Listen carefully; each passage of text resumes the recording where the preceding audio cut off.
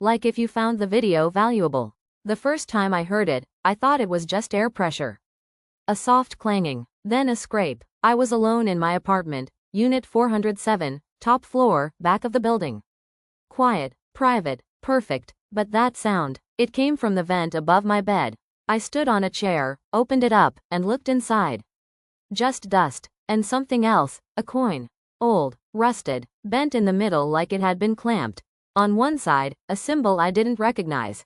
On the other, a date, 1897. I tossed it on the dresser. That night, I heard whispering. Not words, not even human, just a sound like someone breathing with broken lungs, trying to remember how to speak. I didn't sleep. The next morning, I asked my neighbor, Ms. Lanning, if she'd ever heard anything in her vents. She paused, then said, "No one's supposed to be in the vents anymore." Anymore? Used to be a guy. Old maintenance worker. Lived up there between shifts. Had a key to everything. What happened? She looked at me like I shouldn't have asked. People started hearing things. Then he vanished. That night, I taped the vent shut. Used duct tape. Thick. Went to sleep with headphones in. It didn't help. At 2:44 a.m., the music cut out. My headphones were ripped off. I shot up, and saw the tape peeled clean off the vent. No scraps. No sound. Just the metal grate hanging open. And the coin, sitting on my chest. I didn't scream. I couldn't. There was a fingerprint pressed into the rust. The next day, I tried to complain.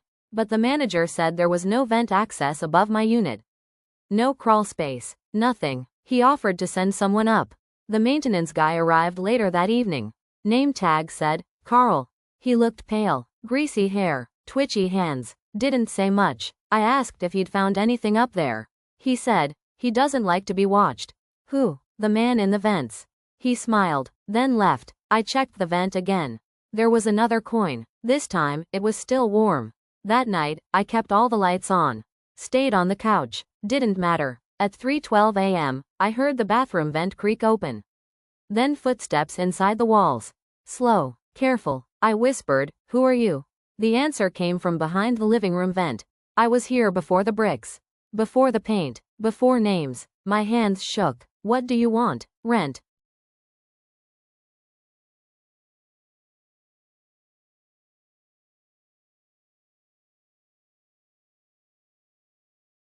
I moved out the next morning.